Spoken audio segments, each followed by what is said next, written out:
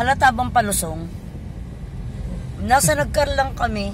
First time ko nakadaan din eh. Tanboy, papuntang Ayan, Kalawan. ang ganda oh. Daan papuntang Kalawan, Laguna. Narito pa kami sa Nagkarlan. Galing kaming Pamay, dumiretso kami ng anong tawag doon? Liliw. Ciao.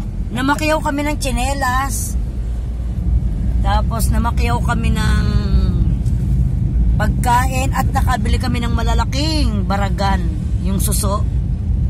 Yun. Ang sarap. O ito, ang ganda pala ng daan dito. Oh, hindi na ako magsasalita kasi ako magbo-voice over mamaya.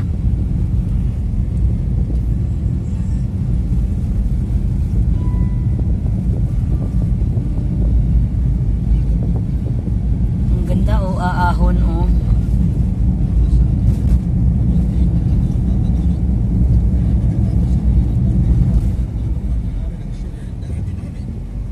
at lulusong.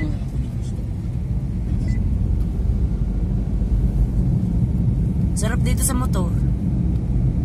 Para kang nasa Ferris wheel.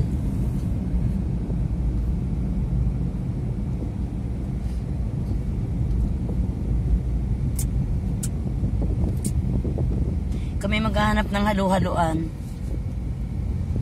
At aming kakausapin ng magtitinda kung yung bagay panis. Ito ay mami. Ayoko ng mami. Ano po tayo ng daddy? Wala halo-halo.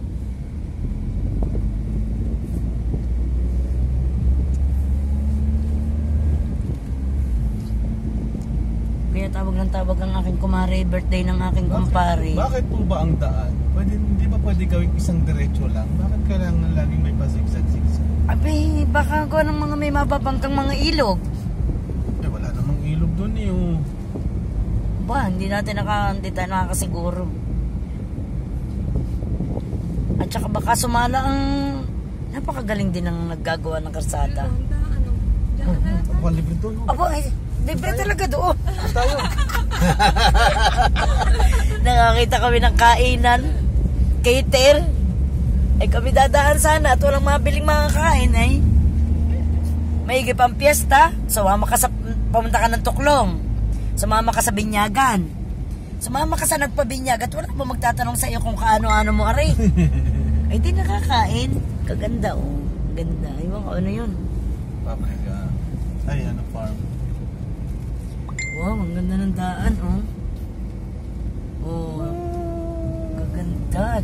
Wow, nakakaliyo. Naku po.